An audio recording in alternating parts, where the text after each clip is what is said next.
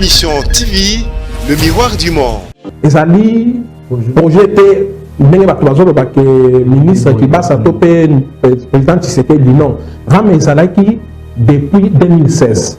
RAM elingi ko loba registre des appareils mobiles na lingala na éviter comment traduire o esengi na ba mboka nyonso ya ba pays membre ba se mettre en ordre, c'est-à-dire ba assainir bacha propriété to balongola bosoto na secteur o etani makambo ya télécommunication, c'est-à-dire yo komi kozala na société na yo ya fabrication ya ba téléphone tant aussi ici avant que ba téléphone wana ekota na marché il faut ba certifier.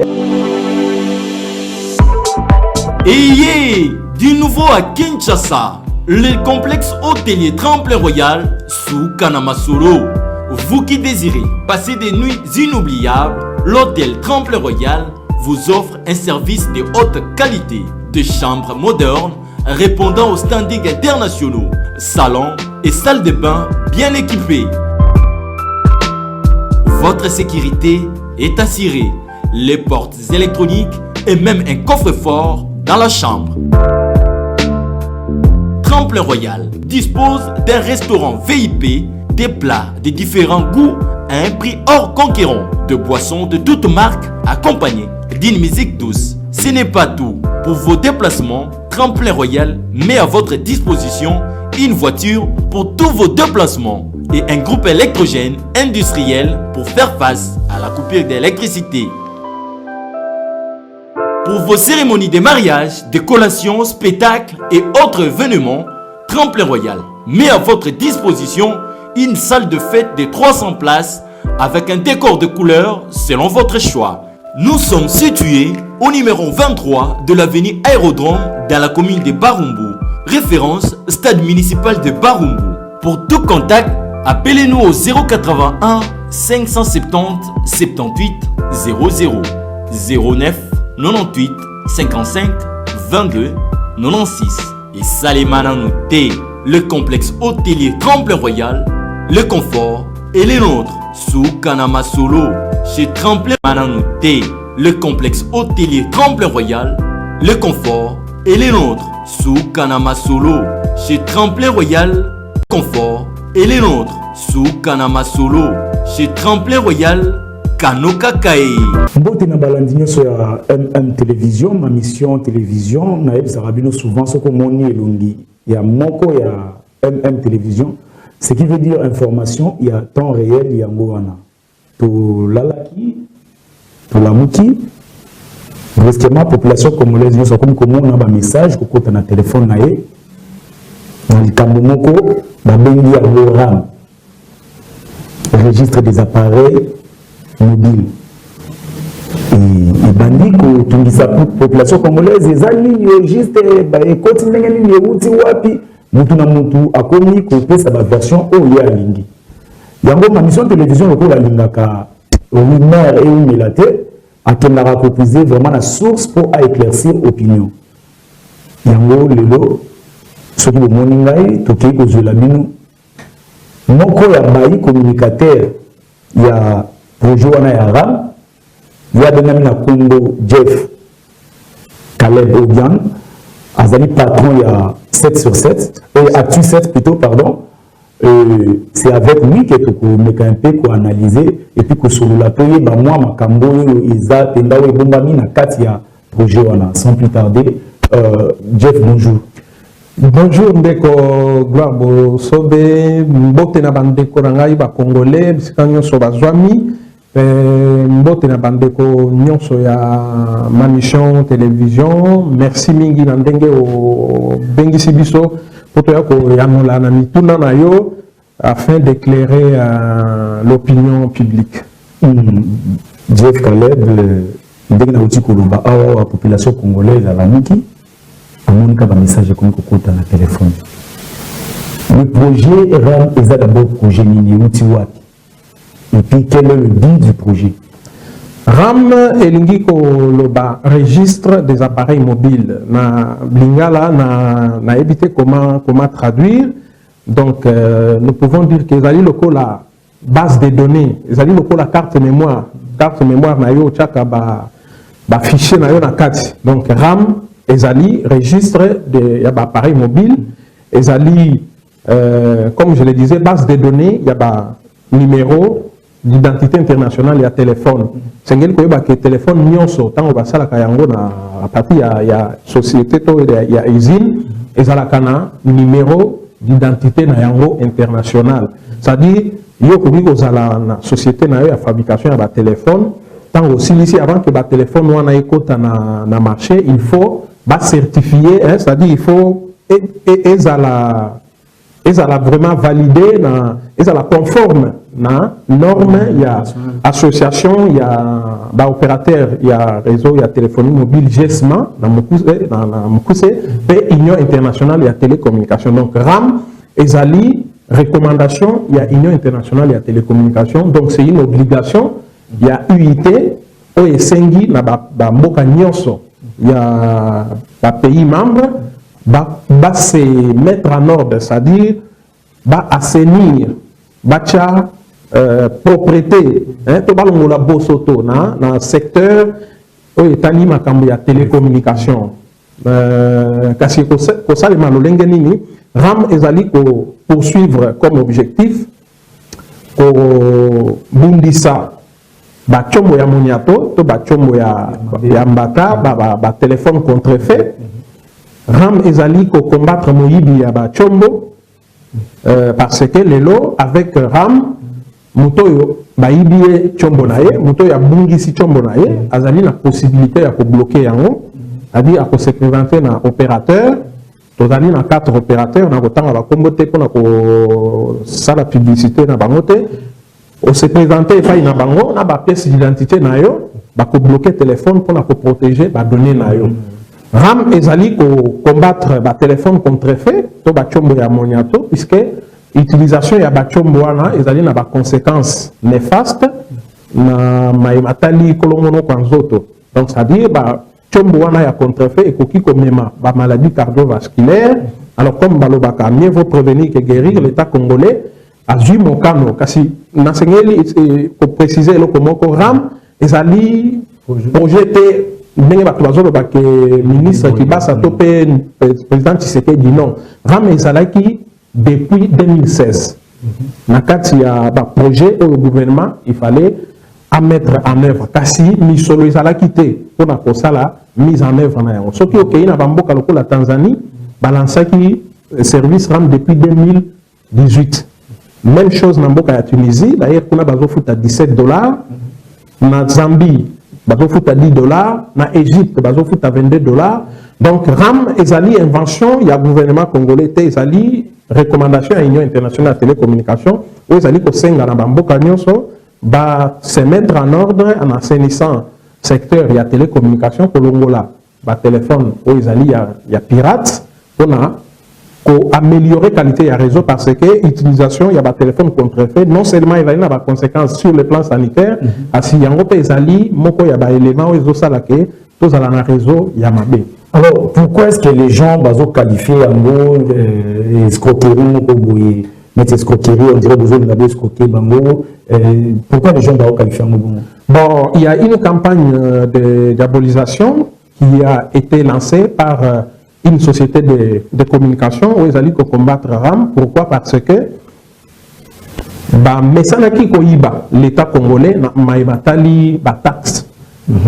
Aux alliés journalistes, au na mboka na biso na maibatali ba taxe to ba impôt aux alliés na système déclaratif. C'est-à-dire akoya société X ou Y akoya lobby na zali na 8 millions d'abonnés.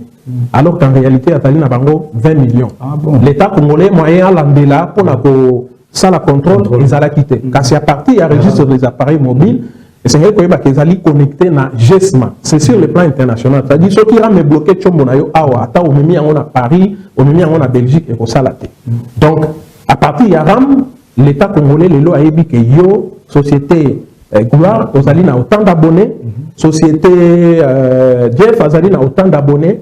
Donc bref, na Mukolo ya lelo, aux alliés plus de 38 millions d'abonnés au RAM et si identifié, puisque enregistrement et téléphone les alliés automatique. Donc basengi na mutute ya kene soki na bureau moko quelque part pour s'enregistrer. Yeba que soki téléphone na yo zali na sim na kati aux alliés déjà enregistré dans le registre des appareils mobiles. Mais bande comme bamoni que l'État congolais moyen si on va continuer pour y bailler, moyen va continuer mafia na bango les alliés, il faut pas combattre RAM, c'est ainsi que voilà, batché moyen na bango angé pour diaboliser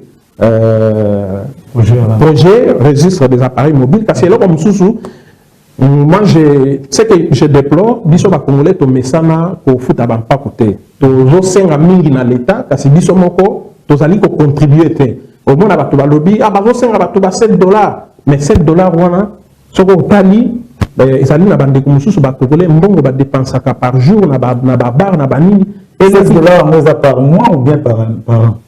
Ils allaient dans deux catégories. Surtout ils allaient dans téléphone, il y a deuxième génération. Tu as téléphone 2G. Dans l'ingala, tu as kino babenga kango chombo ya kikala kasa. Ba chombo wana yamike ba touche ya allo okubanda ofuta $1 chaque année. Chaque année. Voilà, $1 wana okufuta yango na 6 tranches, soit na 100 ans motoba. Par mois, bakobanda okata yo crédit à valeur il y a 300 francs ou bien 17 unités. Pendant 6 mois pour kokisa $1. Ce que vous allez dans chombo ya catégorie 3G, 4G, téléphone, Android, smartphone, où il y a internet, tout ça, tu payes téléphone fixe, au kofuta $7 chaque année. $7 on a kofuta yango na 6 tranches. Aujourd'hui $7, au divisé par 6, et vous payez ça yo $1,17. Quand tu as un crédit, et que ça la 117 unités. C'est-à-dire, chaque mois, tu as 117 unités pendant 6 mois. C'est-à-dire, pendant 5 mois plutôt, tu as 117 unités. Mais moi, il y a 115 unités pour ça là, $7. Après 6 mois, ce qui va constater, tu constater que Ndeko Gloire a ici paiement il y a ramté, topé à foutité, donc on paie ça 60 jours pour au soldé. Après 60 jours, ce qui est au sali en côté, tu bloqué, tu pour ne pas débloquer là où c'est que la terre, ils ont pas ces problèmes, ils ont non, la loi est dure, mais c'est la loi, donc le développement a un prix. On ne peut pas vouloir une chose et son contraire. Sur base de quoi vous fixez prix? Parce que vous voyez bien que la population congolaise, ils n'ont pas si vous vivre ils ont population congolaise n'a pas sur base de quoi vous fixez prix à $7. Oui, nous place la vie, c'est-à-dire après 60 jours, ceux qui ont foutu bloqué, parce que le téléphone est qu'on a débloqué. Donc, dans la minute, on a obligé de recharger crédit. Il y a un bon étikali. On a aussi sa paiement. Ce que vous avez vous allez obligé, ce que vous avez un téléphone, il y a 2G, vous allez obligé au crédit à $1. Dans la moko, après, tant que vous rechargez crédit dans SIM, vous éteindre le téléphone, puis vous rallumer en haut, et tout ça là. Question au petit côté, ce qui sur base de quoi, préciser, dans le petit côté, que vous allez recommandation de l'Union internationale de la télécommunication. Non, le prix. Je parle du prix. Car si, je suis en train de répondre. Vous allez recommandation. Il y a l'Union internationale de la télécommunication. Et c'est un serveur central, matériel, mini, bureau, nous sommes en sombi,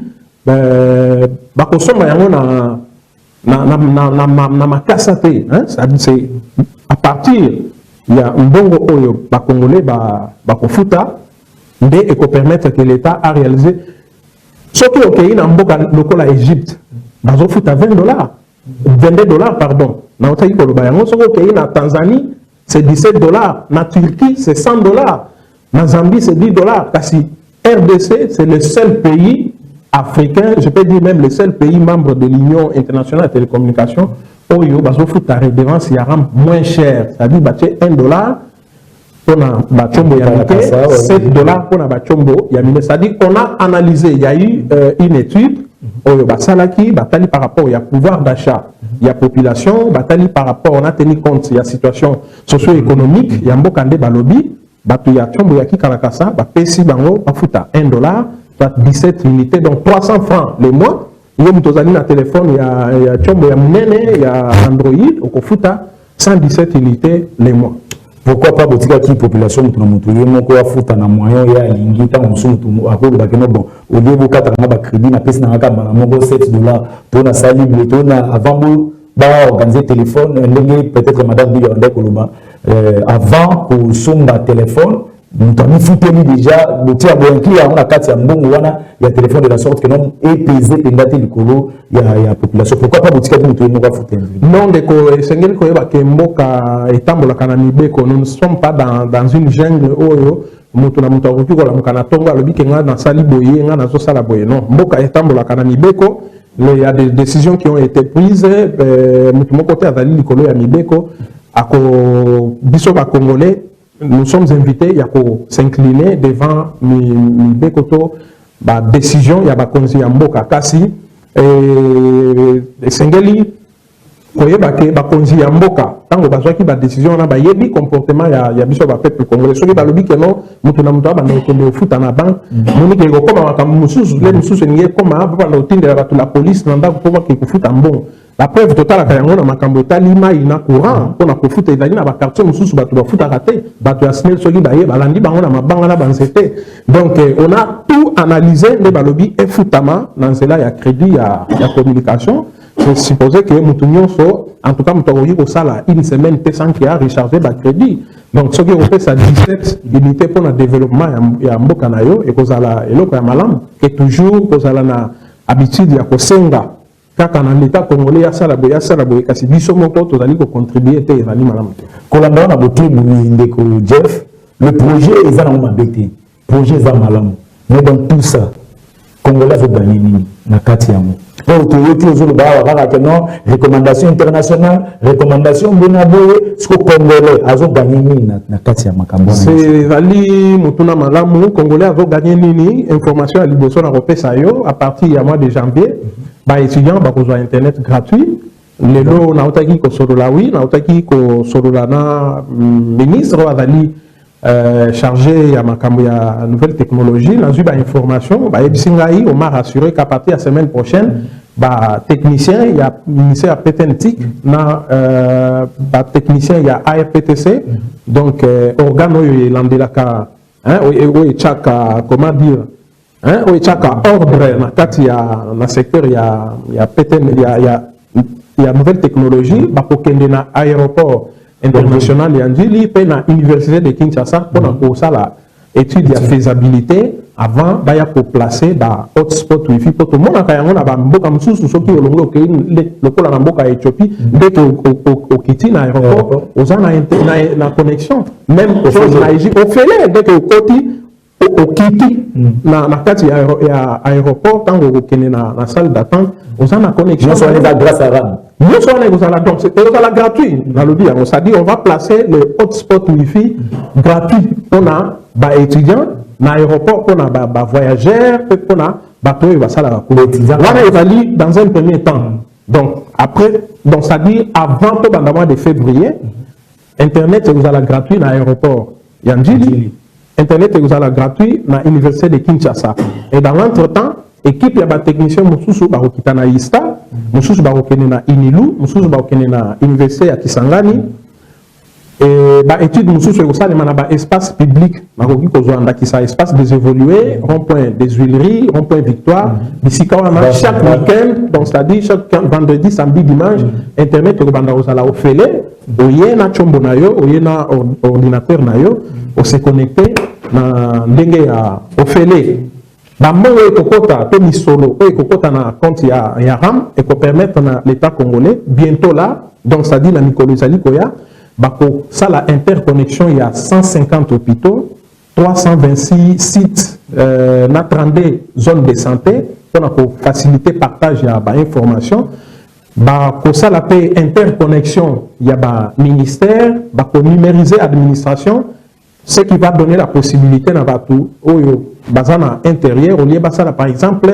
ba voyage ba ya koluka ba mikanda na bango par exemple passeport a wana Kinshasa a ko sala yango sur place a remplir ba formalité na ye et puis azeli passeport na ye et donc ezali vision oyo ezo s'inscrire na programme ya chef de l'état oyo a publiaki na plan national ya numérique soki otangi kuna okomona il y a 4 axes prioritaires na makambo etali NTIC ezali makambo ya gouvernance o etali mibeko na secteur ya NTIC ezali makambo ya application makambo ya usage applicatif et puis na contenu ya numérique donc wana ezali mingi terme technique je batoyo bazali na domaine wana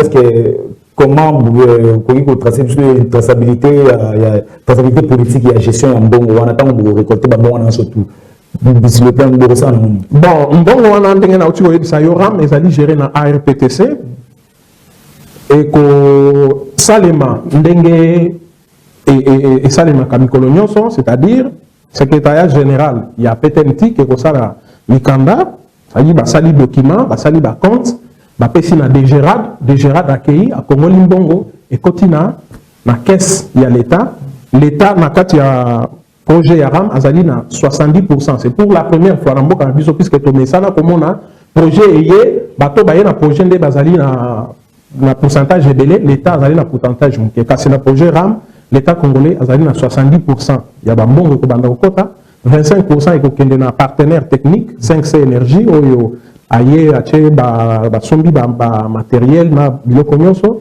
et 5% ekokende na ba opérateur na ministère ya PTNTIC et c'est ngel pe koyeba ke ezali na ba congolais oyo bazui misala na nzela ya registre des appareils mobiles donc ezali eloko malamu oyo biso ba congolais tolingi développement ya mboka to tombwama voilà lingala na ezali pasi il faut to soutenir yango.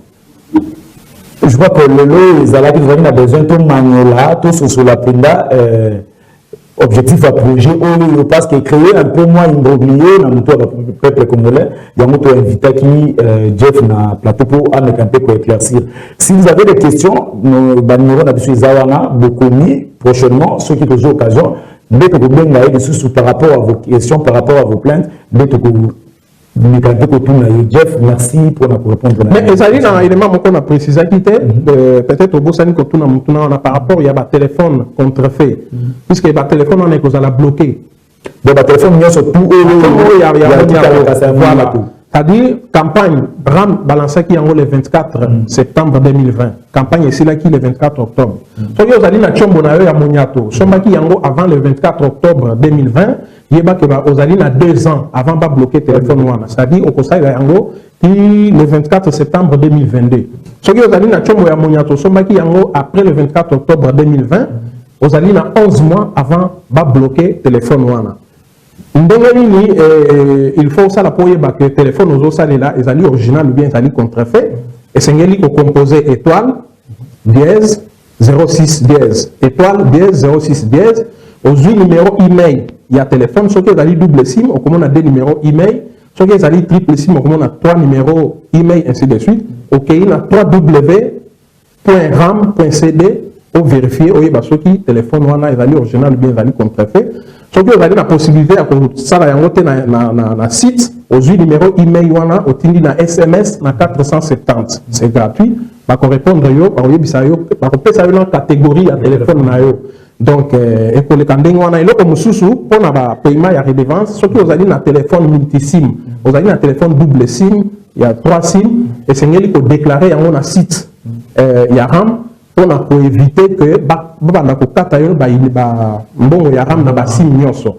Donc si on a 3 sim ba okato ba mbongo ya RAM c'est ba sim. Non, il faut qu'on ait un site hein, aujourd'hui ba numéro email ndenge na utikolo ba et so déclarer te ba okata. Voilà, so déclarer te ba okata yo na ba sim nyonso. C'est-à-dire on est à $7 ba okata yo $21 ce qui est ali 3 sim.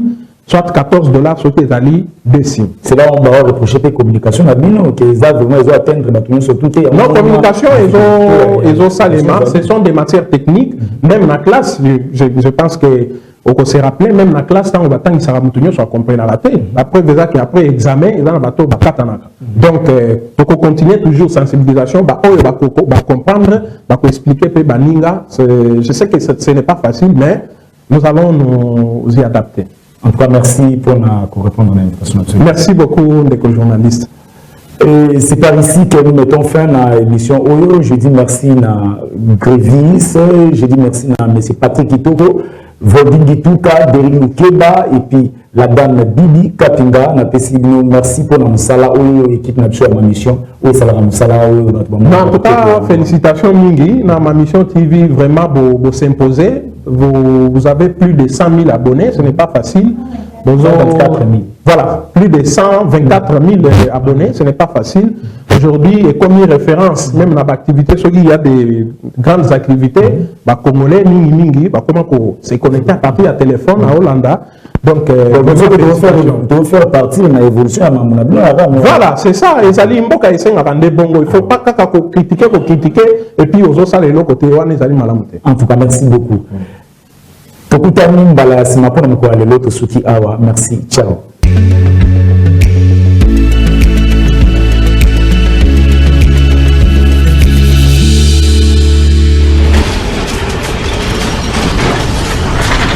Ma mission TV, le miroir du monde.